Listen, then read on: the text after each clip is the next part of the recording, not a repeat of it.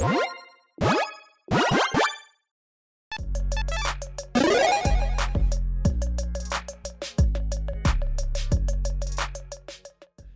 everyone, Mitch coming in from the Commander's Quarters studio. Welcome to the show, and welcome to another episode of Commander's Quarters Uncut.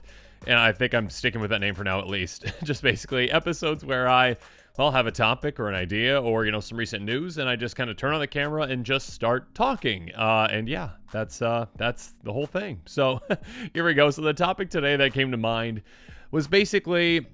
And I've had episodes before I've talked about, banned cards, cards that, maybe should be banned or maybe shouldn't be banned or whatnot, or, my reactions to different cards that have been banned. And we actually haven't gotten a ban in quite some time. But I don't think I've actually really done an episode where I've talked about kind of the one card, like the one card that kind of defines bans, essentially. Like let's just say like the most bannable card, I guess, is kind of a way to put it. And I'm not sure if that's the right way to put it. But yeah, like, there's no way in the world this card could work in a format like Commander, is kind of the entire premise of this. Now, there's different ways that you can weigh certain things when it comes to bannings and whatnot. And every card kind of has its own reason for being banned. Well, except for Iona. But anyways, just kidding. I mean, that was kind of a joke, but not really. We'll probably do an episode at some point where I talk about, cards that probably shouldn't be banned. Or, the one card that should be banned, and maybe Iona wins that, maybe it doesn't, but that is beside the point. And again, why an Uncut episode? I start talking about other things and I should get back on track. But yeah, I'm going to talk about kind of, bans, and, if there is one card that kind of defines a ban in Commander, like, hey, this card definitely needs to be banned in Commander, and here's why. Let's jump into it. Let's start talking about a couple of the options, at least in my opinion, are there like those highest level bans in Commander? The ones that are like, yeah, this card definitely needs to be banned. Now, when looking at the banned list in Commander, I am going based off of Scryfall, so I hope they have their things updated, essentially. It's just an easy way to kind of, look and see cards, essentially. I love Scryfall. But yeah, banned Commander. I took out Conspiracy cards. I took out Anti cards. Those are, just kind of, banned for different reasons, essentially. Anti cards because gambling, yeah, apparently Magic doesn't want to be associated with that, although, when you're cracking a pack, that might be gambling too. Anyways, that's beside the point. But yeah, Conspiracy cards as well. That's, specifically for the Conspiracy set. So yeah, those don't really work in a format like Commander. Now we have 51 cards that are currently banned in Commander, and again, my apologies if that is an inaccurate number, but again, I believe it should be about right. But yeah, when it comes to bans, there are a lot of different cards that are banned for a lot of different reasons. I mean, Ancestral Recall is the one that pops up first, and it's just a good example of, okay, this is like a ban that's like, this is just too undercosted for what it does. What it does isn't broken. What it does isn't like, something that shouldn't be doable in Commander. Basically target player draws 3 cards. Yeah, there are plenty of cards that can do that, essentially, but yeah, for a single blue mana instant speed, yeah, that is very ban worthy. Now, when it comes to, is that the most ban-worthy card in all of Commander? Definitely not. I mean, if that card was unbanned, would it break the format? No. I mean, would it lead to, players, many players playing the card that can afford it? Yeah, because that card would basically be an auto-included in any blue deck. But yeah, not a card that, makes, my, like, top cards, essentially. So I just want to give that quick example because that one just alphabetically appeared first. Now, one that appears a little later in the alphabet, if you're following me along, Limited Resources. This is a card that I think is very ban-worthy because it is one of those cards, again, that very much functions in a 2-player game of, Magic, which many other formats are 2 players, and it makes sense in those games, for the most part. It's an enchantment for a single white mana. When it enters the battlefield, each player chooses 5 lands they control and sacrifices the rest. Players can't play lands as long as 10 or more lands are on the battlefield. This one, I mean, again, for a single mana, essentially just is a mass, not board wipe. It's mass land destruction, essentially, for a single mana. And it, more importantly, basically, prevents players from actually even playing lands. Because, yeah, in a 2-player game, I mean, odds are, you're going to have, around the same amount of lands as your opponent, essentially. Maybe you each have 5. Cool. So, yeah, you're just both stuck at 5 lands until you can actually get rid of this enchantment. Now, that you can still do things, you can still play with 5 lands, essentially. There are plenty of things that you can do in that scenario. But in a format like Commander, well, instead of that being, again, 5 lands per person, yeah, if you're playing with 4 players and someone plays this, well, first of all, if anyone has more than 5 lands, they're down to less than, or they're down to 5, but they're going to be, down less than that, essentially. But yeah, players can't play lands as long as 10 or more lands are on the battlefield. So if you're playing this earlier enough, Yeah, everyone's probably got 2 or maybe 3 lands if they're lucky in play. So, yeah, then you essentially are just stuck at that land amount, and the game is going to go on forever until someone happens to draw into, a 2-mana removal spell like a Disenchant or whatnot. And yeah, your Crush Contraband is not going to help you, if you've got, only 2 lands in play, essentially. So, I mean, obviously, you could eventually get to, some ramp, and then, yeah, the removal, but... Yeah, this card is just, again, one that works completely fine in other formats. Again, I mean, it's an older card from Exodus, looks like. Legacy Vintage is completely legal. There's a reason why it's banned in Commander, so it made kind of my top, and I don't even know why I picked 4, but apparently I picked 4. And like in my top kind of considerations for cards that definitely should be banned in Commander, and ones that, well, in my opinion, I'm going to pick one out of the 4 and let you know which one of the 4 it is. It is not limited resources, but this still is very much a card that, yeah, deserves to be in consideration for that top spot of the most ban-worthy card in Commander, or whatever I'm calling this. But yeah, next up, and I always pronounce this incorrectly. My apologies. Here we go. Shahrazad. Shahrazad? I think I'm close. Anyways, sorcery for white. Players, and this is the Oracle text, essentially, because, yeah, the initial is much longer. Here we go. Players play a magic sub-game using their libraries as their decks. Each player who doesn't win the sub-game loses half their life, rounded up. Now, this card is banned essentially everywhere. I mean, it's not legal in many formats because it's so old. It's from Arabian Nights, but it's also banned in Legacy, banned in Vintage, and also banned in Commander. So unlike limited resources, this isn't one that's like, hey, okay, this one's banned because it does something wonky with Commander. Like, limited resources being, oh, with 2 players it's fine, 4 players it's not. With this one, no, not really. I mean, it's even worse in Commander than it is in those other formats, but yeah, there's a reason it's banned in all of them, because essentially just playing a Magic sub-game with your library is a very time-consuming thing to do. I mean, it's obviously very doable, but yeah, essentially in Commander, you're like, all right, yeah, let's just do this secondary thing instead. Yeah, we're going to essentially pause the game that we're playing. We're going to restart playing a Magic sub-game, and then whoever loses half their life rounded down, or rounded up, whatever it is. But yeah, it's a very long and drawn-out way to actually get to the result of actually having someone lose half their life, or having multiple people lose half their life, essentially. Yeah, I mean, you basically are just kind of just playing a separate game for I mean, not no reason, but just for this slight result. I mean, it's a big result in the game, but not impactful enough to, essentially be like, hey, we're just going to, add an extra hour and a half, potentially, maybe even more to this Commander game to just make this one obnoxiously long. So yeah, there's a reason why this one is banned. And this one's also just banned in all formats, essentially, because yeah, it doesn't really make sense to be able to utilize it.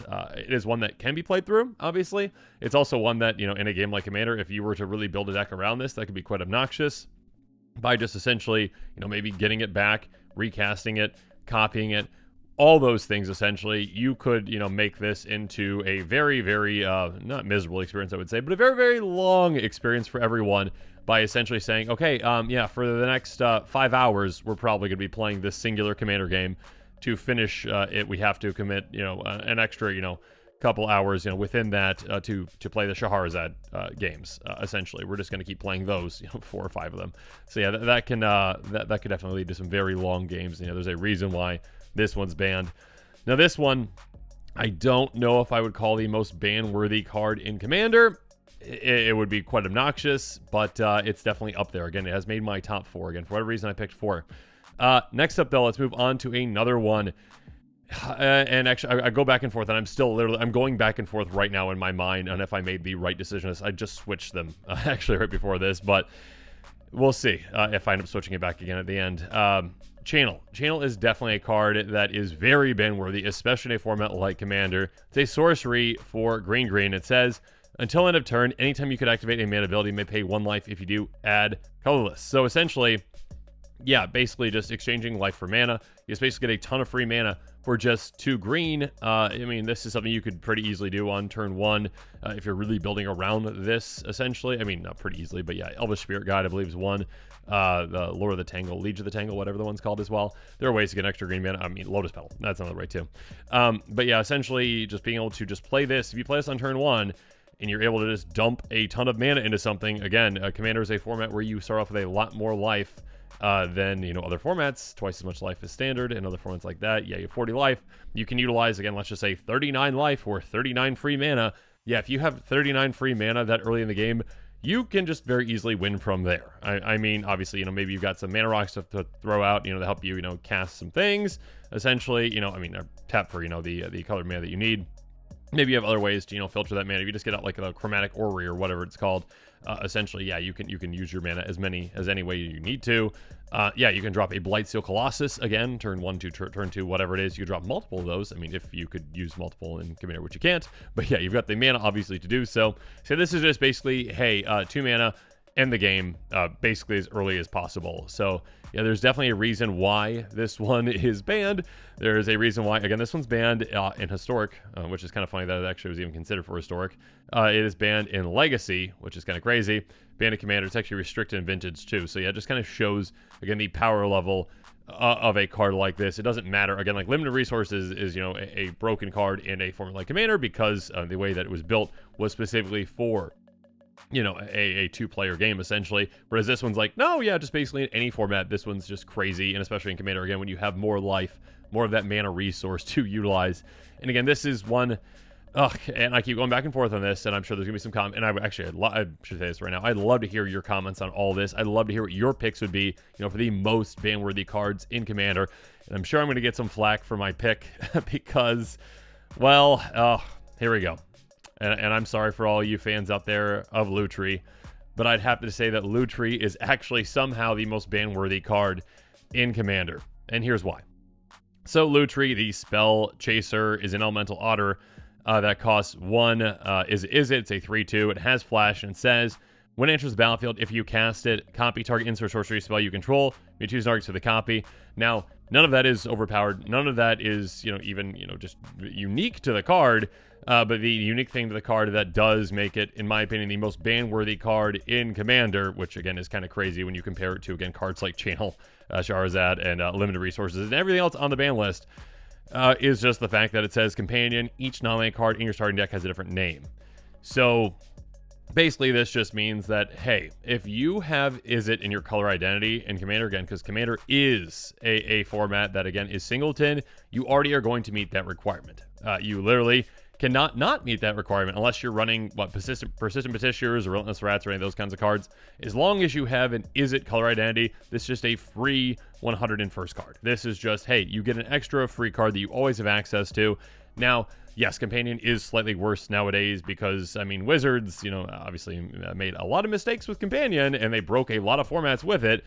Instead of just being like, you know, banning it in those formats, they're like, no, we completely meant that. And, did we forget to tell you that, yeah, if it's your chosen companion, you may put it in your hand from the outside of the game for 3 anytime you cast a sorcery as a special action. That definitely should have been on the card. Oh, we just forgot to print it on the card. It's actually not on the card, but it's in the, you know, the Oracle text rules, essentially, because, yeah, you initially were able to just, and this is me getting off track, but yes, you're just initially were able to just play this, and it wouldn't have really been that much big of a deal, you know, in a format like Commander for that, but yeah, it broke other formats, essentially, by allowing this, with ones like, you know, Lurrus and that kind of stuff.